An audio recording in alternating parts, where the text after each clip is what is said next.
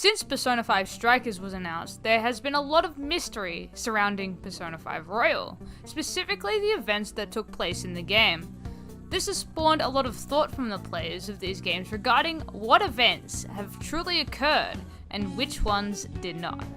This has resulted in a question that a lot of players have asked, and that's the question I am here today to answer. Hey guys, I'm Resident Unleashed, and I'm here today to answer the question that's on a lot of our minds: is Persona 5 Royal canon? First things first, we have to evaluate what we know about Persona 5. In Persona 5, regardless of whether or not you defeat Yaldabaoth, Akechi perishes to his shadow self in Shido's palace, and never makes another appearance, meaning that he is most likely dead. Contrast this to Persona 5 Royal, where not only do we have the additions of Yoshizawa and Maruki, there is also the ending that shows Akechi living after the events of Shido's palace. These three characters are absent from Persona 5 Strikers, and are not even mentioned in the game at all. For Akechi, this would make sense regardless of whether the Phantom Thieves know he's alive or not. Maruki also wouldn't really be relevant to the plot either, especially if this does take place after the events of the supposed true ending of the game where he becomes a taxi driver. One thing that doesn't add up, however, is Yoshizawa's absence.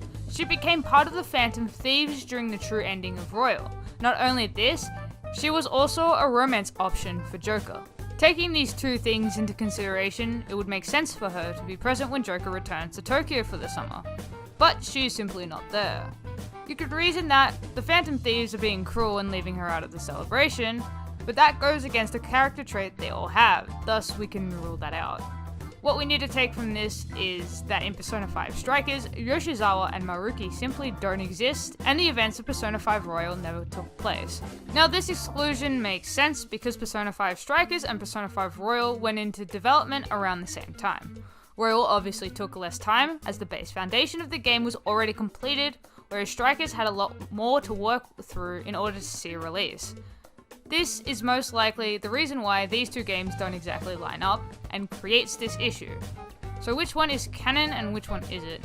Well, the answer to that one is very simple. Persona 5 Strikers was advertised as Persona 5 2 at one point, and Atlus themselves have even stated that Strikers is a direct sequel to Persona 5. This means that the new additions in Persona 5 Royal are not canon to the events in the current timeline. So as it stands now, the additions in Persona 5 Royal are not canon to Persona 5 purely due to the existence of Strikers. This is unless Atlus says something about it, though I'm pretty sure it'd be really difficult to explain why Yoshizawa isn't present with the Phantom Thieves and isn't mentioned in the game at all. Thanks everybody for watching this video on Persona 5 Royal isn't canon. Very sad rip. That was very professional of me. And because that was so professional of me, why don't you go ahead and like the video and comment and tell me how professional I was being? Why don't you subscribe to my channel for more content like this? It does mean a world to me whenever you guys do it. It really brightens my day and it just makes me really happy overall. And with that out of the way, my name is Resident Unleashed, the resident who is kind of sick of making these short videos, but I only had 2 hours of sleep, so I had to go with something. And unleashes it into the world, and I will catch you all next time. Bye bye!